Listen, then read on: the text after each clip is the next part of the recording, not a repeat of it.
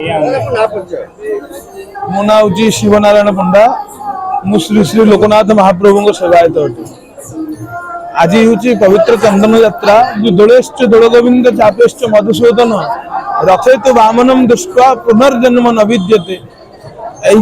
आज दिन में महाप्रभु अक्षय तृतीया दिन में चंदन यात्रा 21 दिन व्यापी आज दिन अयमारंभ होता है। दिवस श्री मदन मोहन भूदेवी श्रीदेवी रामकृष्ण सहित पंच महादेव यथा श्री जम्बेश्वर श्री लोकनाथ श्री मार्कंडेश्वर श्री कपाल मोचन श्री नीलकंठेश्वर महाप्रभु यही भाव में 21 दिन व्यापी चंदन यात्रा कर नरेंद्र सरोवर में महाप्रभुंर प्रथम दिनजाप अनुष्ठित होता है।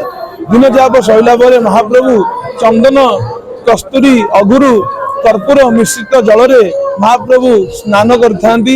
महाप्रभुंर श्री चलंती विग्रह स्नान कर सारिबा परे महाप्रभु को चंदन लागी करा जाए एवं चंदन लागी कर सारिबा परे महाप्रभुंर एही 21 दिन जो प्रसिद्ध भोग रही मांडुओ भोग जहां महाप्रभुंर केवल 21 दिन ही मिलता है। आउ तापरे आपण जते खोजिले भी मांडुओ भोग पाइबे नहीं जोटा कि चंदन चकड़ा अनुष्ठित होता है। महाप्रभु श्री मदन मोहन भूदेवी श्रीदेवी रामकृष्ण श्री पूजा पंडा महाशय महाप्रभु को पाखे नैवेद्य संस्कार करी भगवान को समर्पण करि भोग एवं भोग खाई सारिबा पर महाप्रभु फेर पुनर्बार रात्रि जाप अनुष्ठित होता है।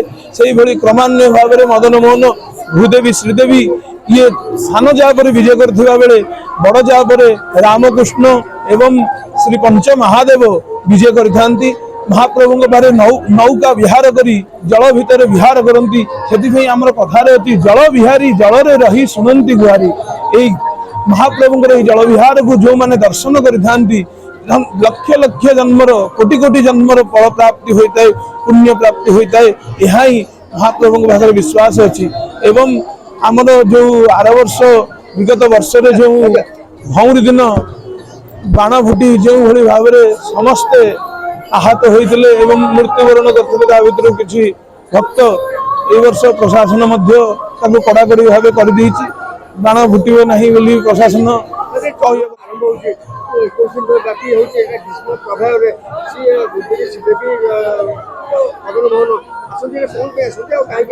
प्रचंड ग्रीष्म उताप रक्षा पाइबा महाप्रभु चंदन यात्रा करथांती एवं ये चंदन यात्रा 42 दिन व्यापी चली थाए।